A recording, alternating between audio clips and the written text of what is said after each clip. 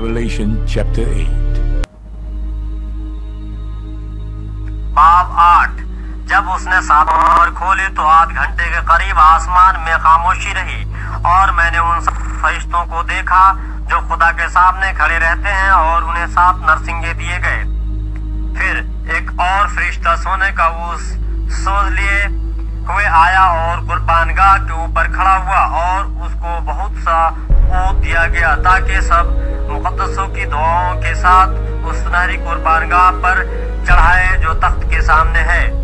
और उस ऊँट का धुआं फरिश्ता के हाथ से मुकद्दसों की दुआओं के साथ खुदा के सामने पहुंच गया और फरिश्ते ने ऊँट सोज को लेकर उसमें कुर्बानगाह की आग भरी और जमीन पर डाल दी और गरजें और आवाजें और बिजलियां पैदा हुई और भूचाल आया।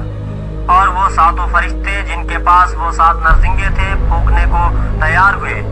और जब पहले ने नरसिंगा फूंका तो खून मिले हुए गोले और आग पैदा हुई और जमीन पर डाली गई और तिहाई जमीन जल गई और तिहाई दरख्त जल गए और तमाम हरी घास जल गई।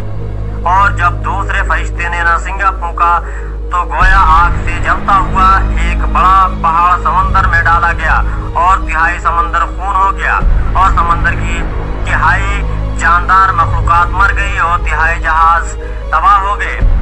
और जब तीसरे फरिश्ते ने नरसिंगा फूंका तो एक बड़ा सितारा मशाल की तरह जलता हुआ आसमान से टूटा और तिहाई दरियाओं और पानी के चश्मों पर आ पड़ा।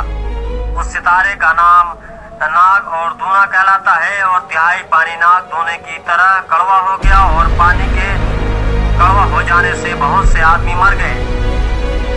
और जब चौथे फरिश्ते ने नरसिंगा फूंका तो तिहाई सूरज और तिहाई चांद और तिहाई सितारों पर सदमा पहुंचा, यहाँ तक कि उनका तिहाई हिस्सा तारीख हो गया और तिहाई दिन में रोशनी न रही और इसी तरह तिहाई रात में भी।